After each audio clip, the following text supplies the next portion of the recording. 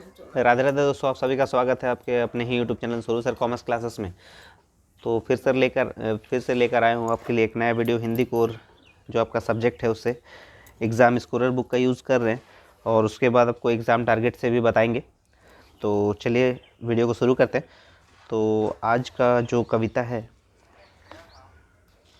उसका नाम है रुबैया और गज़ल, यानी दोनों लिखा गया है ये फिराक गोरखपुरी जी के द्वारा, जिसमें आपको जो कुछ बहुविकल्पीय प्रश्न दिए गए हैं उनका उत्तर हम लोग ढूंढने की कोशिश करते हैं। तो पहला जो प्रश्न आपको दिया गया है इसमें लिखा गया है कि चांद के टुकड़े उपमान का प्रयोग किसके लिए किया गया है, यानी चांद के टुकड़े उपमान का प्रयोग किसके लिए किया गया है, यानी बोलते हैं ना हम लोग कि चांद की तरह दिख रहे हो, तो ये किसके लिए उपमान प्रयोग किया गया है? माँ के लिए, बच्चे के लिए, परिवार के लिए, या ये इन सभी के लिए? तो इसका सही उत्तर हो जाएगा बच्चे के लिए। ठीक है, तो इसको कंपैरिजन किया जा रहा है बच्चे से। दूसरा में दिया गया है कि शिशु के प्रति माँ का स्नेह कैसा होता है। शिशु के प्रति माँ का स्नेह कैसा होता है, तो ये सभी आप सभी को पता है। तो इसमें जो विकल्प दिया गया है वो है असरल, असहज, नैसर्गिक या कृत्रिम। तो इसका सही उत्तर हो जाएगा नैसर्गिक, ऑप्शन नंबर 100। तीसरे नंबर प्रश्न में पूछा गया है कि बच्चे की खिलखिलाहट भरी हंसी कहाँ गूंज उठती है। तो बच्चे की खिलखिलाहट भरी हंसी कहाँ गूंज उठती है, तो उसका विकल्प दिया गया है घर में, वातावरण में, आंचल में या स्वप्न में। तो इसका जो है सही उत्तर हो जाएगा तीसरे का हो जाएगा, वातावरण में, क्योंकि बच्चे की खिलखिलाहट भरी हंसी जो है वो वातावरण में गूंज उठती है, ऑप्शन नंबर चौथे नंबर प्रश्न में दिया गया है कि दिवाली के दिन घर की साज सज्जा कैसी होती है। कुछ विकल्प दिए गए हैं, अस्त व्यस्त, साफ सुंदर पुते हुए घर, या बच्चों के खिलौने घर में फैले हुए, या अस्वच्छ एवं गंदी। तो ये सभी को पता है, आप सभी को उत्तर इसका क्या होना चाहिए।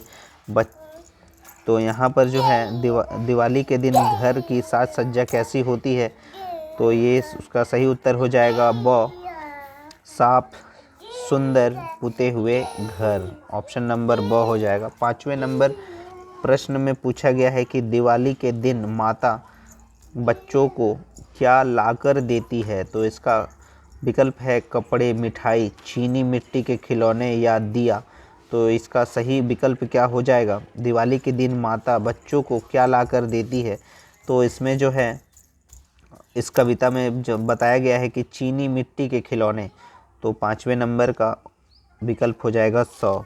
छठे नंबर में दिया गया है कि दिए जलाते समय बच्चे के लिए माता के चेहरे पर कैसे भाव आता है। तो इसमें जो है विकल्प दिया गया है कि कोमलता का, शिथिलता का, स्तब्धता का या असमंजस्यता का। तो इसका सही उत्तर हो जाएगा कोमलता का, 6 नंबर का हो जाएगा कि दिए जलाते समय मैं बच्चे के लिए माता के चेहरे पर कैसे भाव होते हैं, कोमलता का। 7वें नंबर प्रश्न में दिया गया है कि दिवाली के उत्सव को आँखों के सामने साकार कौन कर देता है। मिट्टी के खिलौने, दीपक जलाना, घर की साज सज्जा या ये सभी। तो 7वें नंबर का जो सही उत्तर हो जाएगा वो हो जाएगा ठीक है, ये सभी हो जाएगा, मिट्टी के खिलौने, दीपक जलाना, घर की साज सज्जा और ये सभी, तो हो जाएगा। 8वें नंबर प्रश्न में आपको पूछा गया है कि माँ बच्चे के घरौंदे में दिए किस लिए जलाती है। ठीक है, माँ बच्चे के घरौंदे में दिए किस लिए जलाती है। तो इसमें विकल्प दिया गया मनोरंजन हेतु, परंपरा हेतु, आत्मीयता हेतु या प्रकाश हेतु। तो 8वें नंबर का सही उत्तर हो जाएगा मनोरंजन हेतु, और नंबर विकल्प हो जाएगा। 9वें नंबर प्रश्न में पूछा गया है कि कवि ने रक्षाबंधन की सुबह को कैसा बताया है। तो इसमें कुछ विकल्प है कि तारों से भरी हुई, रस की पुतली, कठोर और हठीली, नीरस और शांत। तो 9वें नंबर प्रश्न में जो सही विकल्प होगा वो कवि ने रक्षाबंधन की सुबह कैसे बताया है, रस की पुतली की तरह बताया है। तो विकल्प हो जाएगा। 10वें नंबर प्रश्न में दिया गया है कि राखी को किसका प्रतीक बताया गया है? त्योहार का, प्रेम का, घृणा का या प्रतिस्पर्धा का? तो 10वें नंबर का सही उत्तर हो जाएगा कि राखी को प्रेम का प्रतीक बताया गया है, तो ऑप्शन ब हो जाएगा। 11वें नंबर प्रश्न में दिया गया है कि बहन द्वारा भाई की कलाई पर कैसे राखी बांधी जा रही है? बहन द्वारा भाई की कलाई पर कैसी राखी बांधी जा रही है? तो ऑप्शन इसमें यानी विकल्प जो दिया गया है वो है रेशम के तारों वाली, चांदी के तारों वाली, बिजली की तरह चमकते तारों वाली या सोने की आभा वाली। ठीक है, तो 11 नंबर में जो है जो सही विकल्प हो जाएगा वो हो जाएगा 100, बिजली की तरह चमकते तारों वाली। 12वें नंबर प्रश्न में दिया गया है कि पर्दा खोलने से क्या अभिप्राय है? तो इसमें कुछ विकल्प है कि आवरण हटाना, मन में विश्वास लाना, मन में छिपी कुटिल भावनाओं को उजागर करना या दूसरों पर दोषारोपण करना। तो 12वें नंबर का जो सही उत्तर है वो है 100, मन में छुपी कुटिल भावनाओं को उजागर करना, पर्दा खोलने का ये अभिप्राय है। 13वें नंबर पे पूछा गया है कि कवि अपने पूरे होश में किसकी कीमत अदा करता है? कवि अपनी पूरे होश में किसकी कीमत अदा करता है? तो इसमें कुछ विकल्प है कविता रचने की, प्रेम की, पर्दे की या सम्मान की।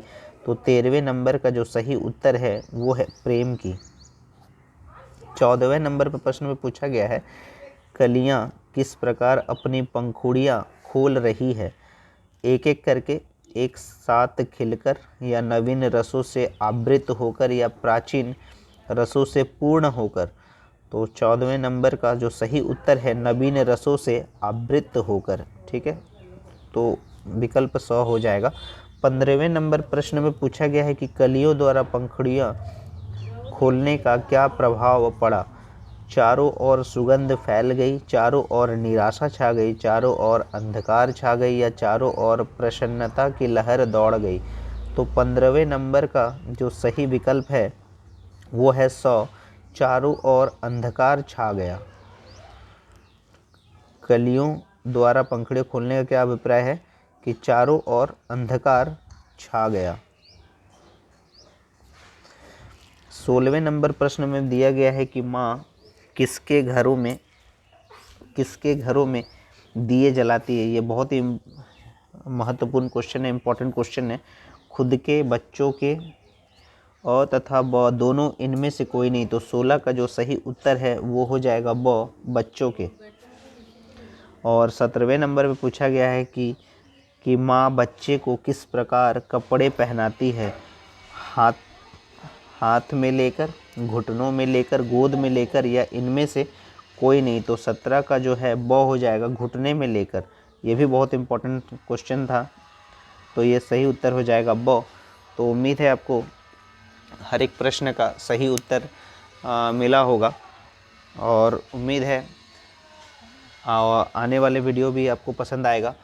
और अगर आपको वीडियो पसंद आ रहा है तो ज़्यादा से ज़्यादा शेयर करें, लाइक करें। अगर आप चैनल पे नए हैं तो चैनल को सब्सक्राइब कर ले और टेलीग्राम चैनल से जुड़ जाएं, क्योंकि कुछ भी अपडेट अगर आता है तो सबसे पहले टेलीग्राम में ही आपको नोटिफिकेशन मिल जाएगा और आपको नए नए वीडियो का PDF भी उसी में मिल जाएगा।